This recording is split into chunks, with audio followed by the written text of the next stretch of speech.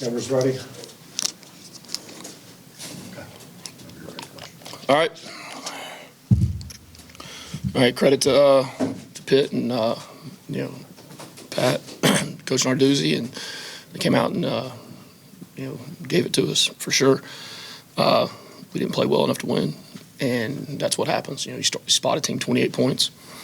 We're not executing on offense by any means. I thought we started getting some positive momentum on the defensive side, and we were able to come back.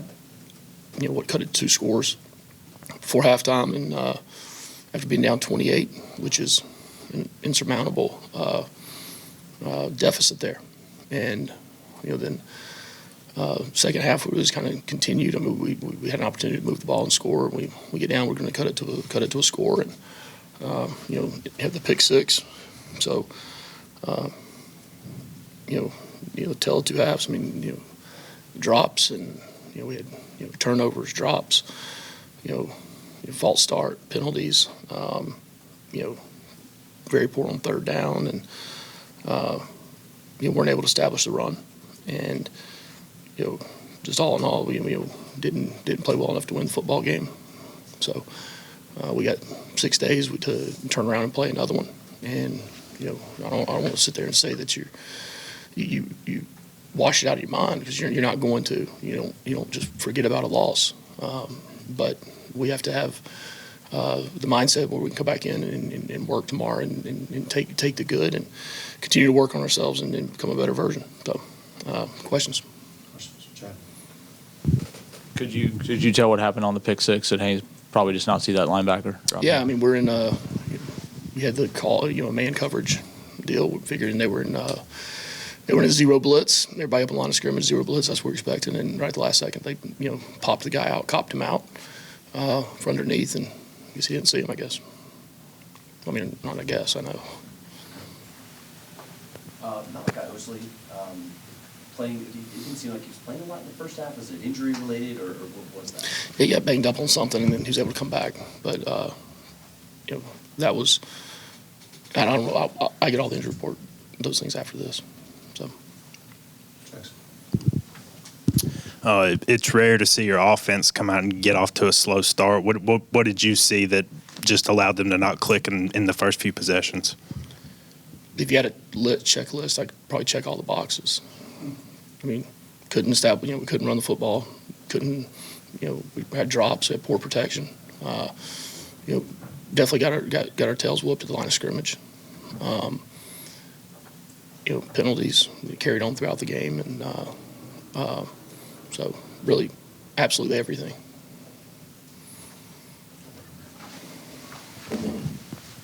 With you all being down 21-0 in the first quarter, how were you able to sort of keep your team in the game and make sure that they stay focused?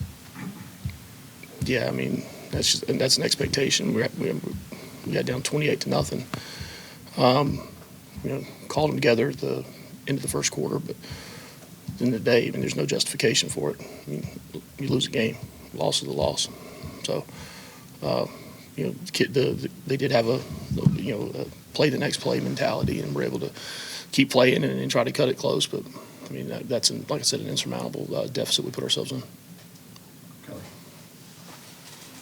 On the positive side, you got more pressures, got more sacks, probably season high, I would think, in that. But there's still a lot of busts and a lot of big plays being given up. Is it sort of just you have to gamble to try to get stops right now, or kind of how are you seeing anything in particular with the busts, like the long touchdown run at the end of the game? Or hit a 56-yarder. We're trying to obviously close get the ball back. So you're playing low safeties, and something pops in the middle. You're gonna that's the nature of it. When you got 11 guys on the line of scrimmage, 9 to 11 guys at the line of scrimmage, right? You don't anticipate those things popping. You can't let them pop like that. So we'll see when we see the tape on it. But yeah, a lot of the runs they're really hitting in that B area, kind of the B gap area, bouncing in there and spitting outside. They were push cracking the safety, and cracker plays didn't show up fast enough on a couple of them. It's a hard thing to perceive from the press box, but just that first quarter, it seemed, I don't know if you were flat or nerves or whatever, but it seemed like you weren't your typical selves. Do you have any sense of what was going on, just why the team wasn't able to play the way it normally does? No, I mean, did you say it again? It just seemed like the team was kind of flat, or Yeah, you know. I mean, look, we come out, we go 3 and out. I think we had 1 first down in the first 5 or 6 drives, 4 or 5 drives or something. It was like I said a second ago, it was everything. Weren't able to establish the line of scrimmage, and whether that's out on the perimeter. I talk about the line of scrimmage goes sideline to sideline. Way too much pressure on the quarterback, and he wasn't able to sit back and deliver the ball with any rhythm. So.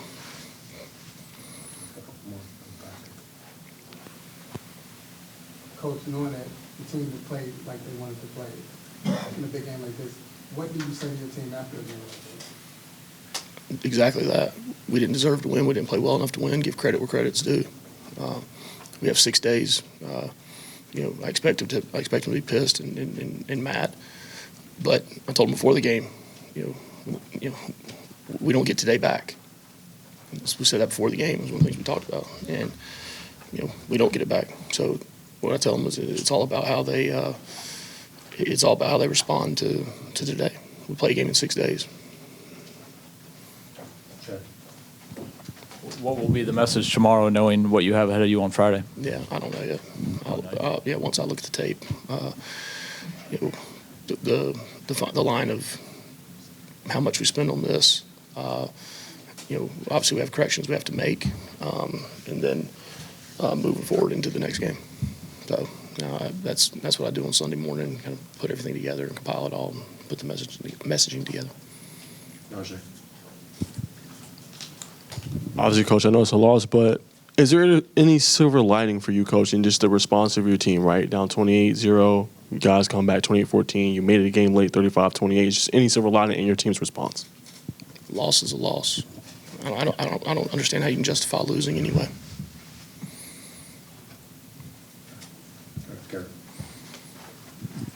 The defensive adjustment from first half to second half, was that a coaching adjustment? Was that an execution thing? What did you see from first half to second half from those guys? Yeah, it was really beginning of the second quarter.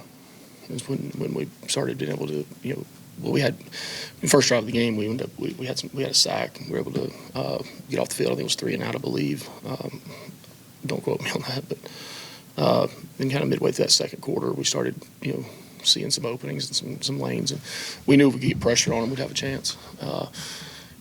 So that was the approach we took, and added a few more in there in the second half to complement what we were doing, and just stayed with it. Kelly, if you want to wrap this up. Sure, there's a lot of, I guess, fans that are upset with the defense, and it seems like Blake's probably taking the brunt of that to them. They should be pissed. They should be mad. I mean, that's why fans are. That's why you love the fans, right? When fans are mad about games, and yeah, that's what I mean. What is it? Fan short for fanatic, right? Fanatical. That's what you want. I hope they are, right? Because I sure as hell am. Thanks, Coach. Thanks, y'all. Go Jackets. Okay, on offense, everybody's left. We have Isaiah Candy. On everybody's right, we have Keelan Rutledge. Questions? Kelly? Isaiah, it seemed like you guys were just out of sync offensively. There were kind of some uncharacteristic plays early in the game. What was going wrong for the offense in your mind? We just got to settle down, get in the rhythm early. That's really it. Chad? When they go up, 28-0, could you sense that at all coming before the game, during the week? Were you more, just kind of shell-shocked moment there? No, I feel like we prepared the right way. We didn't execute. Started out real bad. Just unfortunate. Now we planned. I think we had a good week of practice, good week of prep. Just it's how it fell. Ken? I know sometimes senior nights can kind of get emotions out of whack, and big crowd, a lot going on. Like, was there tightness, or what did it feel like in terms of just how things were going? No, I don't think anybody was really worried about that. We were worried about winning the football game. I know we prepared the right way, like I said, and we just we can execute. Karen. Isaiah, you had some tremendous catches there late in the game, throughout the game, really. What kind of went into that? And I mean, just kind of what are your thoughts there on that performance that you've had? When my numbers called, I just wanted to make the play. Wish I could have done more.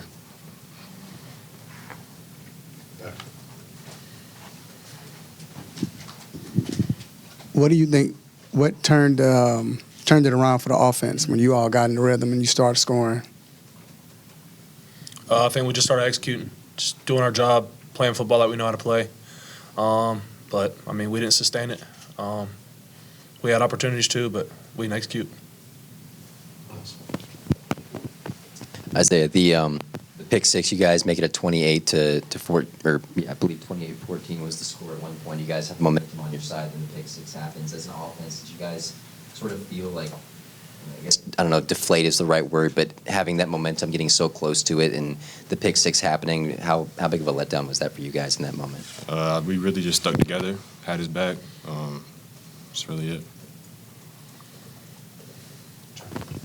What do you say to the guys knowing that you got to go play Georgia here in a few days? I mean, we got a lot to fight for. Obviously, our goal was to do what we needed to do and win. And we win. If we won, we were in. But I mean, it's football. I mean, we got a great opportunity to go play a state championship Friday, and we're going to prepare the right way. And I know these guys will bounce back, and we're going to respond. So we'll be all right.